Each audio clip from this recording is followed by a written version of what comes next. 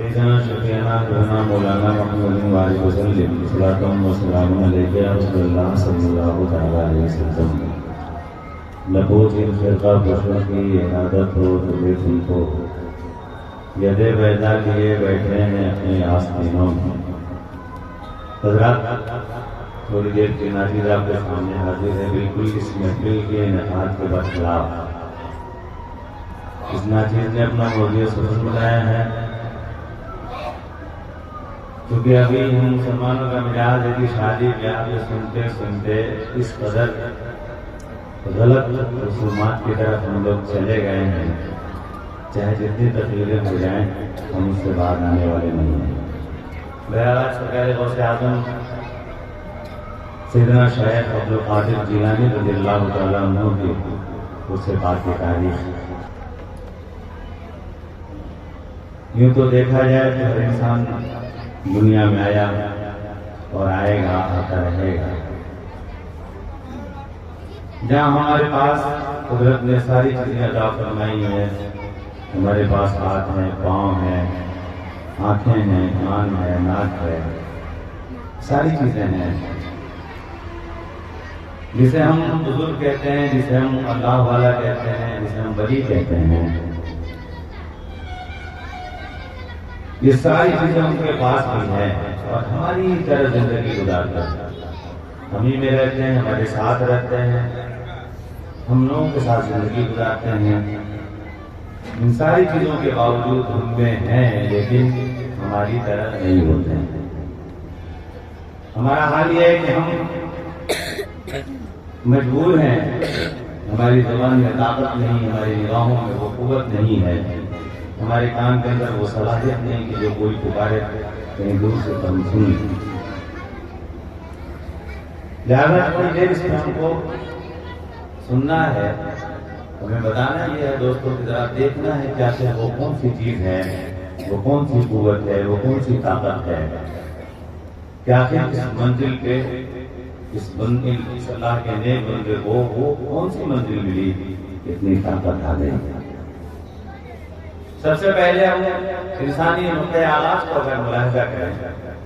ہم دیکھیں کہ انسانی نقطۂ آغاز کیا ہے۔ سب سے پہلے انسان رحم مادر میں چند خطرات ہوتا ہے،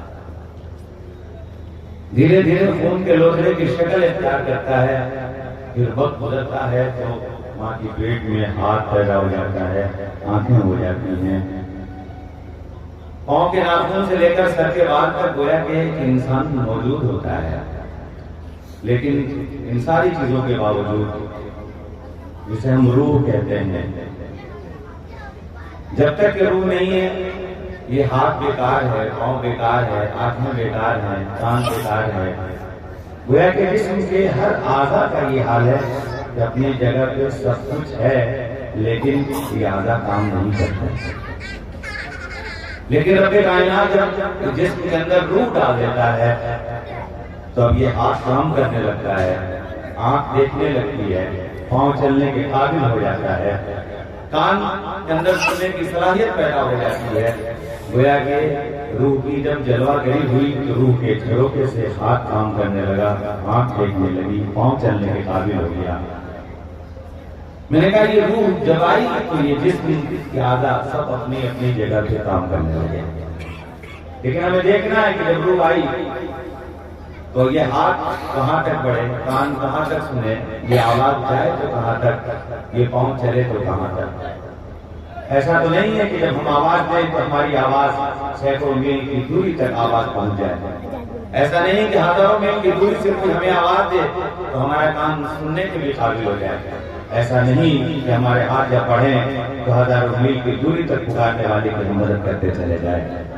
روح کی جلوہ گری ہوئی لیکن محدود جگہوں تک، یہ کان سنتا ہے محدود جگہوں تک، یہ آواز جاتی ہے محدود جگہوں تک، یہ ہاتھ چلتا ہے بڑھتا ہے محدود جگہ تک۔ گویا کہ انسان یہ سارا کام کرتا ہے لیکن محدود جگہوں تک، یہ آنکھیں دیکھتی بھی محدود جگہ تک۔ دوستو اگر ہم سے کوئی پوچھے کہ آج پیچھے کیا ہے تو ہمیں پتہ نہیں ہے، گویا کہ ہماری آنکھ دیکھ نہیں رہی ہے۔ لیکن آؤ ذرا سا اسی چیز کو جب کوئی انسان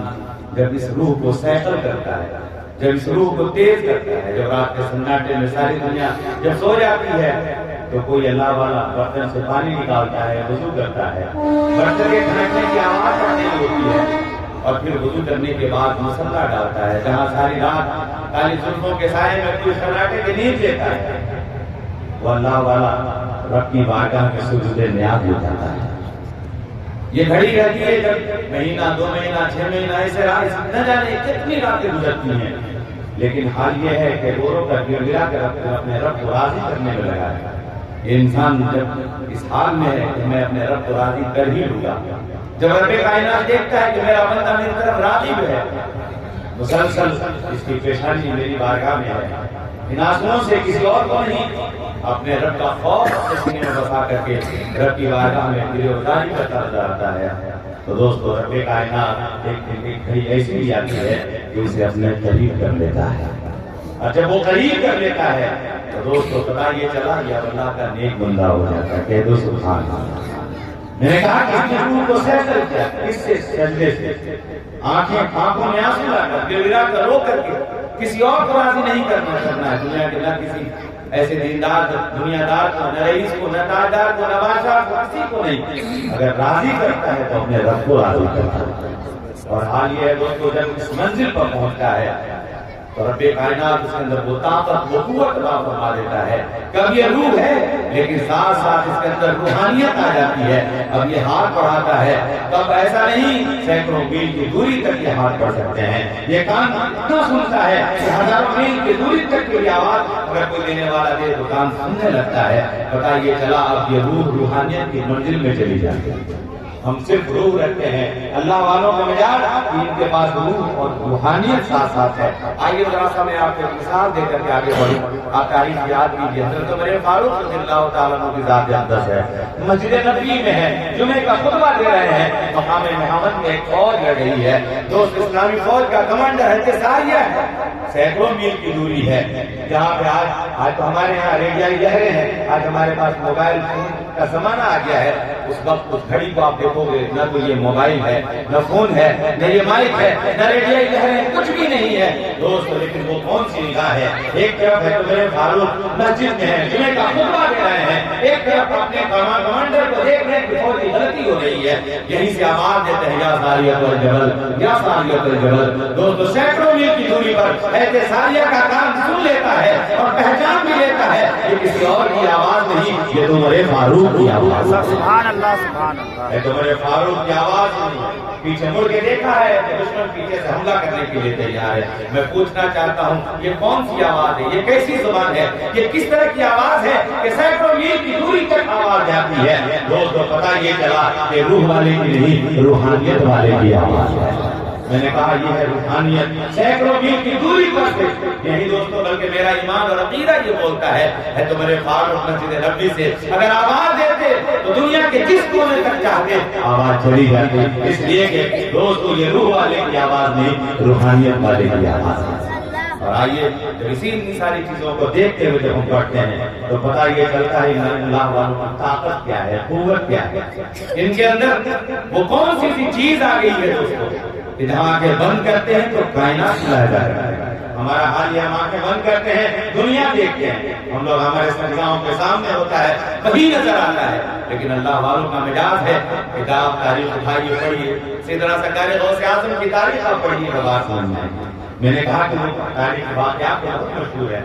کبھی آپ دیکھیں ہوں گے کہ جب کوئی جانے والا جا کے دعوت دیتا ہے ایک مرید نہیں نہ جانے کتنے مرید آتے ہیں، رمضان کا مہینہ ہے، روزہ کھولنے کی دعوت ہو رہی ہے، وہ سے بعد دعوت دیتے چلے جاتے ہیں۔ رات یہ واقعہ بتانا مقصد نہیں ہے، مقصد یہ ہے کہ روحانیت دیکھیے اور اس روحانیت کو سمجھیے کہ روح والا ایک جگہ جاتا ہے، روحانیت والے کا حال یہ ہے کہ جتنے لوگ پوچھے سب کے ہاں موجود ہوتا ہے۔ سرکار غوث اعظم کی بارگاہ میں جانے والا مرید جا کے دعوت دیتا ہے، نہ جانے کتنے مرید جا کے دعوت دے دیے، کل ہو کر کے آنے والا بڑا خوش تھا، کہا کہ سرکار غوث اعظم میرے گھر تشریف لے گئے تھے، میرے یہاں روزہ کھولا ہے سرکار نے۔ دوسرا مرید بولا کل تو میرے یہاں آتے، تیسرا بولا اللہ میرے یہاں تھے، گویا کہ آپس میں گفتگو ہو رہی، کہا الجھنے کی ضرورت نہیں ہے، جسے ہم نے بلایا وہ سامنے چلو تو چل کے پوچھ لیتے ہیں۔ سرکار غوث اعظم کی بارگاہ میں لوگ ہیں، پوچھتے ہیں، سرکار فرماتے ہیں اپنی آنکھوں کو بند کرو، اور پھر کہا کہ ذرا یہ جو سامنے جو درخت کے پتے پڑے ہوئے ہیں ذرا ان پہ نگاہ ڈال دو۔ اس درخت کے پتوں پر جب مریدوں نے نظر ڈالی تو دیکھا ہر پتے پر غوث نظر آ رہے ہیں۔ کہہ دو سبحان اللہ۔ اور ادھر بیٹھ گئے درشی بڑھیا اللہم صلی اللہ سیدنا شفیعنا مولانا محمد وآلہ وسلم سلام و سلام علیکم یا رسول اللہ صلی اللہ علیہ وسلم۔ میں پوچھنا چاہتا ہوں دوستو، کیا ہر پتے پر غوث نظر آ رہا ہے؟ بتانے کا مقصد یہ دوستو، یہاں 70-72 مریدوں کا معاملہ ہے، اگر لاکھوں مرید بھی غوث پاک کو اگر رمضان کے مہینے کے روزے کی دعوت دیتا تو غوث پاک کا یہ عالم کہ جہاں اتنے مریدوں کے بعد جتنے بھی پوچھتے سرکار سب کے ہم موجود نظر آتے۔ میں نے کہا یہ روح والے کا نہیں بلکہ روحانیت والے کا کام ہے۔ ہمیں کوئی ایک جگہ دعوت ہے ہم موجود ہیں، لیکن دوسری جگہ جانا چونکہ رمضان کے مہینے میں وقت بھی فکس ہے، سارا معاملہ یہ ہے کہ ذرا برابر سے فرق نہیں، ایک ہی جگہ روزہ کھول سکتے ہیں، لیکن غوث اعظم ہے کہ ہر جگہ روزہ کھولتے نظر آتے ہیں۔ مریدوں کو بتا دیا سن تمہارے میں ہے، تمہارے درمیان ہے، تمہاری نگاہیں پہچان نہیں سکتی ہے، تجھے آج ہر پتے پہ غوث نظر آتا ہے۔ میں نے کہا سیدنا سرکار غوث اعظم جب میرے آقا کے گھر کے ادنا غلام کا یہ حال ہے کہ ہر پتے پہ نظر آتا ہے، تو مصطفیٰ جان رحمت صلی اللہ علیہ وسلم سبحان اللہ۔ آج تو ہم لوگ ایک تو جماعت ہے نہ جانے کیا کیا کہتی ہے کہ یہ لوگ یہ جو اللہ والے جس کے بارے میں کہا جاتا ہے، میں نے کہا ان کے قدموں کی اگر دھول بھی بن جاؤ تو یقیناً تم کامیاب ہو جاؤ گے، لیکن ہمیں امید ہے کہ تم گرد بھی نہیں بن سکتے، اس لیے کہ عقیدت صحیح، عقیدہ صحیح ہے۔ تو حضرات میں نے کہا یہ روح کی جلوہ گری ہے جو سرکار کائنات صلی اللہ علیہ وسلم سرکار غوث اعظم رضی اللہ تعالیٰ عنہ کا معاملہ۔ میں پوچھنا چاہتا ہوں، میں نے کہا کہ ہاتھ بڑھے تو محدود جگہ تک، یہ انسان اگر ہاتھ کسی کی مدد کے لیے بڑھاتا ہے تو ہمارے سامنے ہے، لیکن ہم مدد نہیں کر پاتے ہیں، مجبور نظر آتے ہیں۔ لیکن اللہ والوں کا مزاج جہاں سمندر میں سفر کرنے والا، جہاں اس کی کشتی کا حال یہ ہے کب کشتی غرق ہونے کو ہے، ڈوبنے لگی ہے، آواز یہ ہے یا غوث مدد، حال یہ ہے دوستو ایک سطح ایک ہاتھ ہو رہا ہے، کشتی کے سکان کو پکڑا ہے، کھیت کے کنارے لا دیا ہے، ادھر بچے پڑھ رہے ہیں، سرکار غوث اعظم درس دے رہے ہیں، جو چادر سے ہاتھ نکالا تھا سوکھا تھا، لیکن بچے حیرت سے چہرے مبارک کو دیکھ رہے ہیں، ایک طرف چہرے کا رنگ بدلا ہے، یہ جب ہاتھ کھینچا ہے جب چادر سے اندر کرتے ہیں تو پانی کے قطرات ٹپکتے نظر آتے ہیں۔ بچوں نے وہ تاریخ کی ہے، بچوں نے وہ دن اور وہ لمحہ یاد کر لیا ہے۔ ایک آنے والا شخص آتا ہے کئی دنوں کے بعد اور سرکار غوث اعظم کی بارگاہ میں حاضری دی ہے، کہا حضور میری کشتی ڈوبنے لگی تھی، میں نے جب پکارا تھا ایک ہاتھ سطح ڈوب رہا تھا، میری کشتی کھیت کے کنارے لا دیا تھا، دوست بچوں نے دامن تھام لیا، کہا سن یہ کسی اور کا ہاتھ نہیں تھا، غوث اعظم کا ہاتھ۔ سرکار غوث اعظم نے ہاتھ بڑھا، میں نے کہا ہمارا حال یہ دوستو کہ ہم ہاتھ بڑھاتے ہیں لیکن ہمارے ہاتھ محدود جگہوں تک جا کر رک جاتے ہیں۔ یہ اللہ والوں کا ہاتھ ہے کہ بڑھائے تو بڑھتا چلا جائے، مدد کے لیے کوئی پکارے تو مدد کرتا چلا جائے، چاہے دنیا کے جس کونے میں ہو وہاں تک ان کے ہاتھ بڑھتے ہیں اور یہ لوگ مدد کرتے نظر آتے ہیں۔ دوستو پتہ یہ چلا یہ روح والے کا ہاتھ نہیں، روحانیت والے کا ہاتھ، اسے روحانیت کہتے ہیں۔ دوستو اگر اسے دیکھو سمجھو تو پتہ چلتا ہے، ایسی ہی ہم غوث اعظم کو یاد نہیں کرتے ہیں، ایسی ہی غوث پاک کی تاریخ ہم بیان نہیں کرتے ہیں، ایسی ہی غوث پاک کو اپنے آنکھوں اور اپنے سینوں میں نہیں بتاتے ہیں، ایسی ہی وہ کردار وہ افعال وہ سرکار غوث اعظم کے وہ کارنامے ہیں جو دنیا حیرت سے دیکھتی ہے، پڑھتی ہے، سمجھتی ہے، اور دوستو غوث پاک کا دیوانہ بن کے نظر آتا ہے۔ تو ہمیں اور آپ کو سمجھنے کی ضرورت ہے غوث کی ذات کیا ہے، ہمیں سوچنے کی ضرورت ہے غوث پاک کی شخصیت کیا ہے۔ ادنا سے دوستو بات سرکار علی علیہ رحمت و رضوان کی ذات جو آپ ان کے فیض سے مالا مال ہیں، آپ تاریخ پڑھیے ان کی دیکھیے تو بات سمجھ میں آتی ہے۔ کبھی کوئی نماز پڑھ رہا ہے ٹرین کھلنے کا نام لے لیتا ہے۔ میں نے کہا دوستو تاریخ پڑھو، میں نے دیکھا ہے سورت سے میں پروگرام میں لوٹ رہا تھا تو میں نے دیکھا کہ 3 مولوی ہمارے ٹرین سے نکل کے نماز پڑھنے کے لیے مغرب کی نماز پڑھی، ایک آگے دو پیچھے۔ ٹرین نے آواز دی، امام صاحب مصلی اٹھائے، مقتدی ابھی نیت باندھے ہوئے ہے اور وہ ٹرین میں۔ مجھے یاد ہے یہ سرکاری سلطانی آپ کی ذات کا انسان تھا، جس نے اگر ٹرین کی آواز سنی کہ نیت توڑ کر کے آگے چلایا ٹرین کے بوگی میں بیٹھ کیا؟ میں نے کہا ہماری ٹرین نے آواز نہیں دی، بغل والی ٹرین نے آواز دی ہے، پھر سے جا کے پڑھ لیجیے۔ اب وہ شرمندہ ہے، نادم ہے، لیکن وہ بھی گھڑی یاد کیجیے۔ سرکار سلطانی سجدے میں ہے، ٹرین آواز پہ آواز دے رہی ہے، ادھر دوستو اللہ کا دیوانہ سجدے میں سجدے پہ سجدہ کرتا چلا جا رہا ہے، ٹرین کھلنے کا نام نہیں لیتی ہے۔ پھر سرکار سلطانی اگر ٹرین میں بیٹھ جاتے ہیں پھر ٹرین چلنے لگتے ہیں۔ میں نے کہا یہ روح والے کا کمال نہیں، روحانیت والے کمال ہے۔ روح والا نماز پڑھے ٹرین کھل جاتی ہے، روح والا سجدہ کرے ٹرین چلی جاتی ہے، روح والا حال یہ ہے کہ وہ بارگاہ خداوندی میں سجود نیاز لٹائے تو ٹرین چلی جائے۔ اللہ والا جب تک اپنے سجدے کو پورا نہ کر لے ٹرین اس وقت تک جا نہیں سکتا۔ نہ پوچھ ان فرقہ پوچھوں کی ارادت کو تو دیکھو کو گدے بیٹھا لیے بیٹھے ہیں اپنی آستینوں میں، یہ اللہ والوں کی جماعت۔ اور تاریخ پڑھیے تو بات سمجھ میں آتی ہے۔ حضرت معروف کرخی رحمۃ اللہ تعالیٰ علیہ کی ذات ہے۔ بس ایک واقعہ بیان کر کے کبھی ختم کرتا ہوں کیونکہ مجھ کو بھی بہت دور جانا ہے، بہت دور سے آ بھی رہا ہوں۔ حضرات کہنے کا مقصد یہ ہے کہ ہمیں اللہ والوں سے پیار کرنے کی ضرورت ہے، ان کی محبت کو سینے میں بسانے کی ضرورت ہے اور ان کے بتائے ہوئے راستوں سے ہمیں چلنے کی ضرورت ہے۔ ہم نے کہا کہ دوستو ہمارے میں ہمیں ہمارے ساتھ زندگی گزارتے ہیں لیکن ہمارے جیسے تاریخ پڑھو گے تو بات سمجھ میں آئے گی۔ اعتماد کرخی رحمۃ اللہ تعالیٰ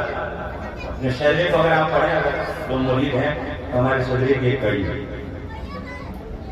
دریائے دجلہ کنارے سے گزر رہے تو دیکھا کہ نوجوانوں کی جماعت ہے،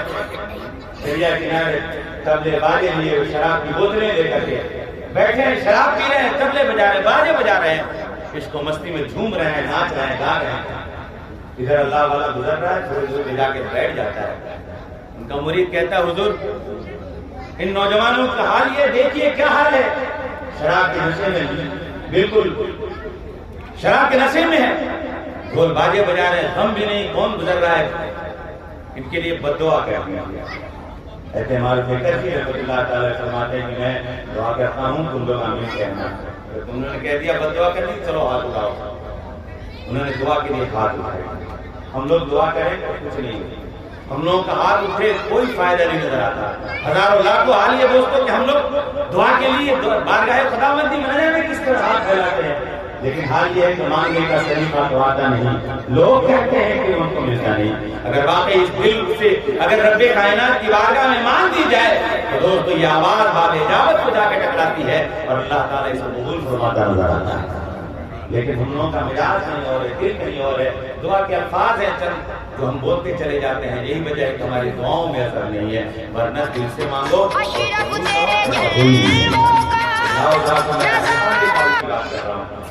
معروف کرخی رحمۃ اللہ تعالیٰ کی ذات فرماتے ہیں میں دعا کر رہا ہوں، میں ہاتھ کر رہا ہوں، تم لوگ آمین کہنا۔ فرماتے ہیں مولا جس طرح ان نوجوانوں کو دنیا میں تو شاد اور آباد رکھا ہے، جنت میں بھی انہیں شاد اور آباد رکھنا ہے۔ دونوں میں سبحان اللہ، یہ شرابی، یہ کبابی، یہ ڈھول تاشے بجانے والا، ادھر معروف کرخی کے غلام کہتے ہیں بد دعا کر دیجیے، ادھر دعا کیا کر رہے ہیں کہ شاد اور آباد دنیا میں جس طرح رکھا ہے جنت میں بھی رکھنا۔ مرید کہتا ہے حضور یہ کون سی بد دعا ہے؟ کہا کہ چند منٹ ٹھہرو اور میری دعا کا اثر دیکھو، کہہ دو سبحان اللہ۔ 10 منٹ کا وقت بھی نہیں گزرا کہ بچوں کی نظر پڑی امام نے کر اعتماد کرخی رحمۃ اللہ تعالیٰ جب دیکھا تو بچوں کے اندر شرمندگی اور حال یہ دوستوں ڈھول باجے توڑنا شروع کیا، شراب کی بوتلیں پھینکنا شروع کی اور منہ ہاتھ دھونا دوڑے ہوئے سرکار کے گھر میں آ کر گر جاتے ہیں اور گڑا کر کے ان کی بارگاہ میں توبہ کرتے کہتے حضور مجھے معاف کر دیجئے، میں ابھی ہم سب کے ساتھ توبہ کرتے ہیں اور ہمیں اپنے سینے سے لگا لیجئے۔ دوست معروف کرخی ہے جو قدموں میں پڑا تھا اٹھا کے سینے سے لگا لیا ہے، فرماتے ہیں جاؤ دنیا میں جس طرح تم شاد اور آباد تھا جنت میں بھی رکھے شاد اور آباد تھا۔ میں نے کہا یہ اللہ والوں کی آواز ہے، اللہ والوں کی بولی ہے۔ میں نے کہا دوستو یہ روح والے کی نہیں دعا بلکہ روحانیت والے کی دعا ہے۔ یقیناً یہ وہ بولی ہے اس کی بولی کو رب فرماتا ہے، اس کی نہیں بلکہ میری بولی ہے۔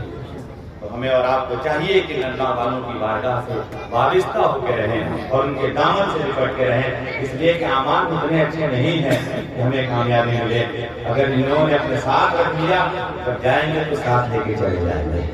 تو ہمیں اور آپ کو ضرورت ہے کہ ہم لوگ اس پر عمل کریں۔ اور آئیے بات اور یاد آتی ہے سری سقطی رحمۃ اللہ تعالیٰ، یہ بھی ہمارے ہمارے شجرے کی ایک کڑی آپ اٹھائیے پڑھیے، شجرا وغیرہ تو مرید تو ہو جاتے ہیں کہ پڑھتے وقت نہیں ہے، پڑھیے گا تو بات سمجھ میں آئے گی۔ ایک شرابی نشے کے دھت میں زمین پہ گرا ہوا تھا اور اللہ اللہ کر رہا تھا۔ جب انہوں نے دیکھا کہ نشے کی حالت میں اور اللہ کا نام لے رہا ہے، جیسے سدتی رحمۃ اللہ تعالی پانی لاتے ہیں، اس کا منہ دھوتے ہیں، صاف کر دیتے ہیں، فرماتے ہیں کہ اس گندے منہ سے میرے پاک رب کا، میرے پاک مالک کا نام لے رہا ہے، اس لیے میں نے اس کا منہ دھو دیا۔ ادھر رہتے پھر سدتی رحمۃ اللہ تعالی گھر میں آتے ہیں، خواب میں دیکھتے کیا ہے، کوئی آواز دینے والا آواز دے رہا، کہہ رہے سیدھی سدتی تم نے میرے لیے اس کا منہ دھلا ہے، میں نے تیرے لیے اس کا دل دھل دیا۔ اور دوستو جب صبح تہجد کے لیے، جب رات میں سناٹے میں اٹھتے ہیں تہجد کی نماز کے لیے جب جاتے ہیں تو دیکھا کہ وہ شرابی نیت باندھے نماز میں کھڑا ہے۔ جب سلام پھیرا تو پوچھا یہ شرابی کب سے، یہ حالت کب سے؟ کل تک تو شراب کے نشے میں دھت پڑا ہوا تھا، کل تو گرا پڑا ہوا تھا۔ کہا کہ جب آپ نے دیکھ لیا، لوگوں نے کہا کہ اے شرابی تجھے معلوم ہے کس نے دیکھا ہے؟ لوگوں نے کہا آپ کا جب نام لیا تو میرے جسم کے اندر لرزا تھا،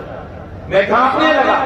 اور میں نے وہیں پہ رب سے دل سے ٹوٹ کر کے دعا مانگی، توبہ کیا اور رب سے معافی مانگی۔ اللہ تبارک و تعالیٰ نے مجھے اس مسجد میں بھیج دیا ہے۔ حال یہ ہے کہ اب کل تک کی جو دنیا تھی وہ اور اب آج کی جو دنیا ہے کچھ اور ہے۔ دوستو اتنا کہنا ہے، انہوں نے پوچھا اب یہ حال، کہا کہ رب نے آپ کو بتا نہیں دیا ہے، آپ کو سوئے تھے کہ آپ کو بتا نہیں دیا کہ تو نے میرے لیے اس کا منہ دھلا ہے، میں نے تیرے لیے اس کا دل دھل دیا۔ میں نے کہا یہ روحانیت ہے دوستو کہ آج اللہ والا جو چاہے کرتا نظر آتا ہے، تو ہمیں اور آپ کو ضرورت ہے کہ ہم لوگ ان کے نقش قدم پہ چلیں، اس اللہ والے کی ذات کے ساتھ ہم لوگ وابستہ ہو کے چلیں، ان بزرگوں کے نقش قدم پہ چلنے کی کوششیں کریں، عالموں کی بتائے ہوئی باتوں پر عمل کرنے کی کوشش کریں۔ ویسے تو ہر انسان آج کل پڑھا لکھا ہو گیا ہے، ہر ابھی آدمی دیکھیے تو کہیں نہ کہیں عالم نظر آتا ہے بظاہر، لیکن حقیقتاً کیا نہیں ہے وہ میں کہنا نہیں چاہتا۔ ہمیں اور آپ کو ضرورت ہے کہ عالموں سے ہم لوگ ان کی بارگاہ کے قریب جا کے علم سیکھیں، بزرگوں کی بارگاہ میں جا کے فیض لیں، اور جب اللہ والوں کی بارگاہ میں جائیں تو دل صاف کر کے جائیں، اس لیے کہ اللہ والے دل دیکھا کرتے ہیں۔ اللہ تبارک و تعالیٰ سے دعا ہے کہ مولا تعالیٰ سرکار غوث اعظم کی اس تاریخ اور جو اس منانے کی تاریخ تھی اور جو وہ رات چلی گئی، وہ دن چلا گیا ہے اور دوسری